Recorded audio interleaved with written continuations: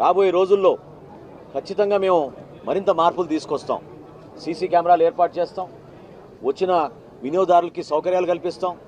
ఈ షాపుల ప్రాంతంలో పారిశుభ్రత గురించి అక్కడ ఉన్న డీలర్లకి ఈ వ్యవస్థ పైన వాళ్ళకి పూర్తి అవగాహన వచ్చేటట్టు, ఎవరైనా ఇబ్బంది పడితే అక్కడే మేము పోస్టర్ పెట్టి జాయింట్ కలెక్టర్ గారి నంబరు, మా డిఎస్ఓ నంబరు, తహసీల్దార్ నంబరు, ఆ షాపు డీలర్ పేరు కూడా, ఆయన ఫోటో, ఆయన నంబర్ కూడా అక్కడ చాలా ప్రముఖంగా ప్రచురించి ఎవరికి ఎటువంటి ఇబ్బంది ఉన్నా కూడా దాంట్లో పెట్టమన్నాం. ఇదే కాదు, అక్కడ ఒక క్యూఆర్ కోడ్ కూడా పెట్టాం. ఆ క్యూఆర్ కోడ్లో ఎవరైనా సరే వాళ్ళ ఫోన్లో స్కాన్ చేసి వాళ్ళకి సమస్య ఉందని వాళ్ళు చెప్తే డైరెక్ట్గా మా కమిషనర్ గారి దగ్గరికి ఆ ఇన్ఫర్మేషన్ వస్తుంది.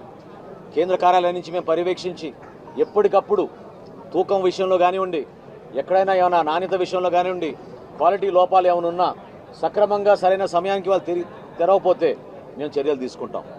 ఈ 65 సంవత్సరాలు నిండిన వృద్ధులకు, దివ్యాంగులకు సపరేట్ వాట్సాప్ గ్రూప్ ఏర్పాటు చేశాం.